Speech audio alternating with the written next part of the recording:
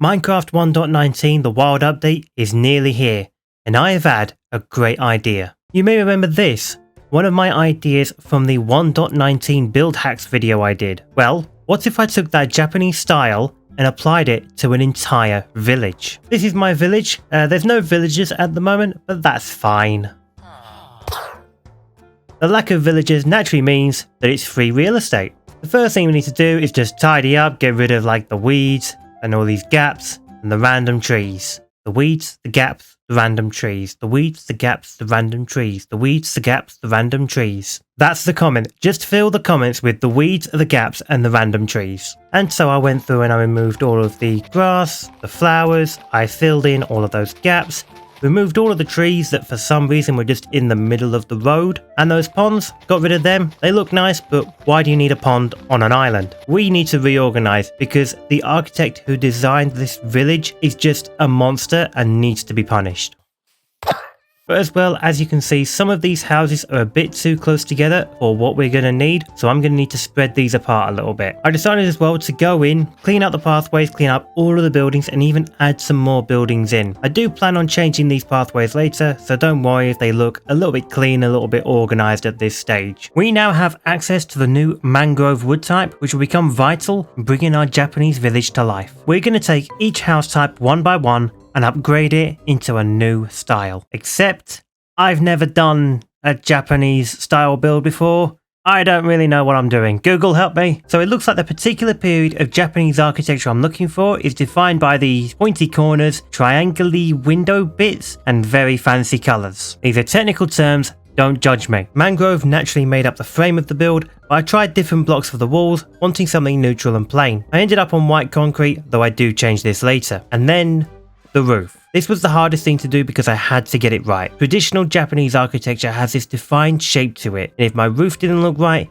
that could mess up the entire build. After a lot of trial and error, a mix of stairs and slabs gave me the look I wanted. The rest was simple. Mix up the roof colours to match up the rest of the build. This is where I switched to smooth quartz so that the walls and stairs match up. Birch made up the windows and doors, and red signs around the whole build added an extra element of the mangrove detailing. From there, I applied this template to the larger house, giving myself a bit more space to do the roof design. This house took a bit more tinkering as it centered on 2 blocks, but it didn't take long to get the design right. This third house was the largest of the vanilla houses, but by now I was feeling a lot more comfortable with my design and was able to quickly upgrade every part of it. I decided to do something different for the side windows and the pointy bits at the top, just to give the house a bit more individual character. Once all the houses were updated, I went in and added some variety to the block palette, mixing up the smooth quartz with sandstone and diorite. This is my village, but we're not done yet. Whilst the houses are all done, there's still a lot of work to get the rest of the island up to the same level of detail. I wanted to keep these original market stalls, and so just changed the colours up to match the new village theme. From there, I had to tackle the main path. In the end, I opted for a mix of cobblestone and gravel, with this trench going all the way round as a sort of drainage system, complete with mangrove drains. Here you can say I also added the gate from the previous video at the ends of the main path. As always, I wanted to add some trees to the build. Originally, I wanted to try and make a maple tree, but this didn't turn out so well. Fortunately, I learned that pine trees are native to Japan, and so spruce made for a good substitute. The final touch was just using some bone meal to add lots of flowers and grass. Now we're just left with these 2 areas. This area at the edge of the village is going to be a graveyard, with this central area being more of a communal garden. The graveyard was a very simple job. A mix of mud and dirt for the ground, some walls combined with the mangrove roots, a few gravestones, and a pyre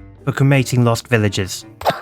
Most of the work here was spent on texturing the ground. Overall, I wanted the graveyard to be very bare, with very few details. I equally had a vision in mind for the garden. I started with this winding path through the area made out of sand, before adding a small stream cutting through the middle, with a spruce bridge just going over it. A wall was built to separate the garden from the village, and around that it was as easy as adding as many flowers and as much vegetation as I could. I ended up going with birch trees to stand out against the rest, and I found a way to even include some sugarcane along the stream's shore. I feel this build has come together very well, but if you're like me and you can't get enough of these sorts of builds, then you should really check out this video where I built the Wild Update's missing Birch Forest Biome.